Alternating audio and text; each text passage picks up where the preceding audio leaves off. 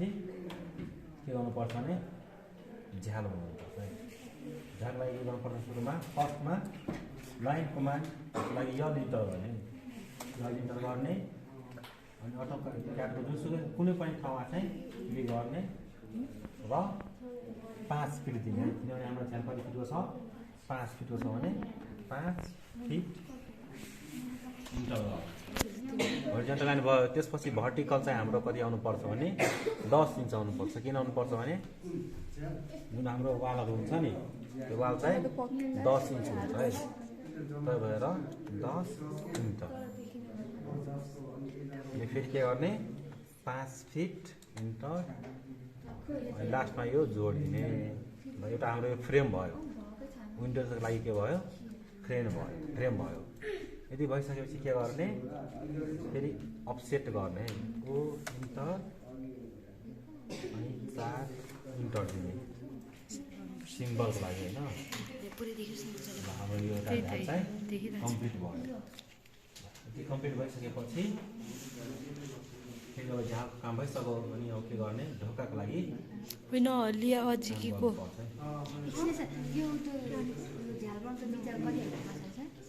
चार इन्चको अफसेट गर्नुपर्छ। माथिको 5 4 बिचको 4 बिचको 4 चाहिँ माथिको 5 बिचको 4।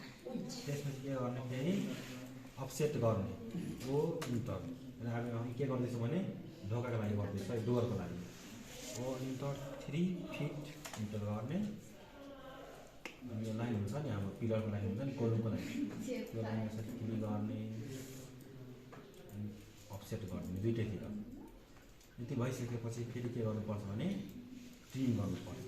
टिआर डबल इन्टर गर्ने होइन। हामी बिचलाई ढोकाको लागि जति हुन्छ त्यसलाई क्लिन गरिदिने ट्रिम गरिदिने। यदि भइसकेपछि के गर्ने हामी झ्याल चाहिँ राख्ने, झ्याल सेलेक्ट गर्ने अनि कपी गर्ने।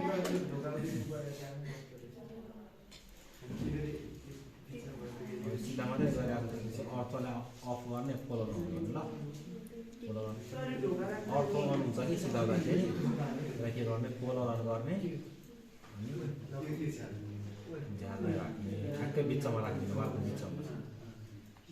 यो होरिजन्टलवाला भयो है, यो झ्याल विन्डोजहरू भयो होइन। त्यसपछि के गर्ने भर्टिकलको लागि के गर्ने फेरि झ्याललाई सिलेक्ट गर्ने अनि रोटेट गर्ने। रोटेटको लागि चाहिँ हामी